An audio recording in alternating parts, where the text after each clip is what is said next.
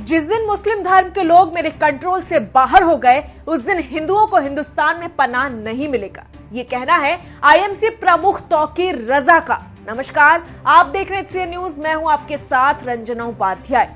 कभी हिंदुओं को धमकी देते मौलाना गला फाड़ फाड़ कर धर्म संसद में खुलेआम बयानबाजी करते हैं, तो कभी मौलाना हिंदुओं को काफिर कहने लगते हैं, तो कभी ये तथाकथित जानकार सूर्य नमस्कार को इस्लाम के खिलाफ बता देते हैं। इनका मन इससे भी नहीं भरता तो जो मुस्लिम हिंदुओं का पक्ष लेने लगते हैं वो उन्हें अपने धर्म से बेदखल करने का हक रखते हैं।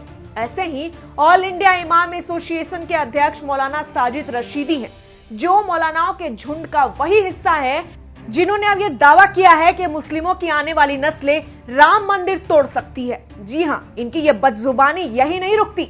उनका कहना है कि इस्लाम अगर तलवार के जोर से फैलता तो आज हिंदुस्तान पाकिस्तान में 800 साल के इस्लामी शासन के दौरान एक भी हिंदू नहीं बचता। उन्होंने दावा किया कि मुस्लिम बादशाहों ने मंदिर बनवाए और मंदिरों को दान दिए। जी हाँ, और ये सब कुछ हुआ इस्लामाबाद में रहने वाली पत्रकार आरजू काजमी के साथ इनकी बातचीत के दौरान।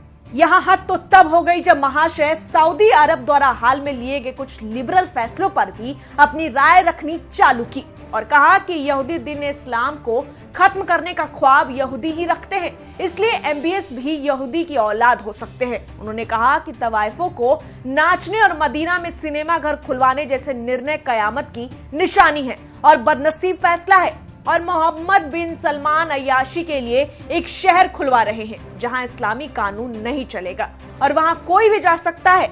जबकि मौलाना ने अमेरिका के 9/11 हमले को भी यहूदियों की देन बताते हुए कहा कि ईसाइयों और यहूदियों ने इतिहास में काफी पहले से कुरान के नुस्खों को जलाने की कोशिश की ताकि इस्लाम खत्म हो जाए। यहाँ पे आरजू काजमी ने अपने सेशन में उनसे पूछा कि जन्नत में औरतों के लिए क्या है। उनसे पूछा कि वो इस्लाम के सारे नियम कानून का अनुसरण करती हैं, ऐसे में उन्हें जन्नत में क्या मिलेगा। इस पर मौलाना साजिद रशीदी ने जवाब दिया कि आप जन्नत में 72 हूरों की सरदार होंगी।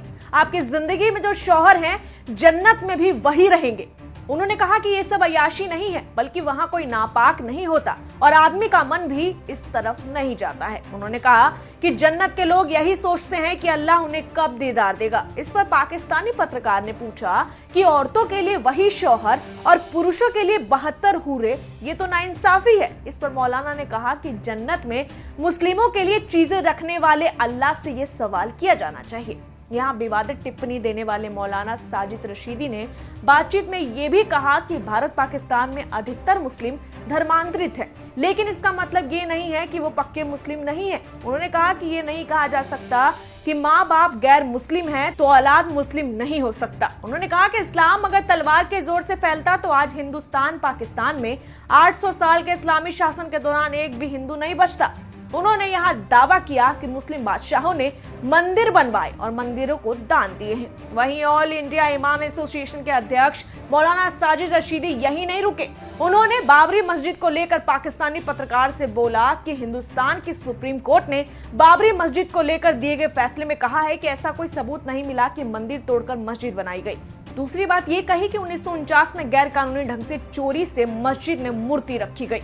तीसरी बात ये कही कि 1992 में बाबरी मस्जिद को शहीद करना अवैध था। चौथी बात ये कहा कि इसके दोषियों को सजा मिले। सुप्रीम कोर्ट के पास शक्ति है कि सबूत गवाहों के खिलाफ वो फैसला दे सकते हैं, इसलिए उन्होंने राम मंदिर के पक्ष में फैसला दिया, बावजूद इसके कि मुस्लिम खामोश रहे, क्योंकि ये सुप्रीम कोर्ट का फैसला है और उनका संविधान में यकीन है।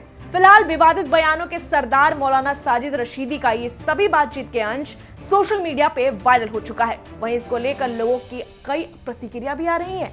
फिलहाल इस रिपोर्ट में इतना ही। आपको हमारी खबर कैसी लगी हमें कमेंट सेक्शन में जरूर बताएं और देखते रहिए HCN न्यूज। धन्यवाद।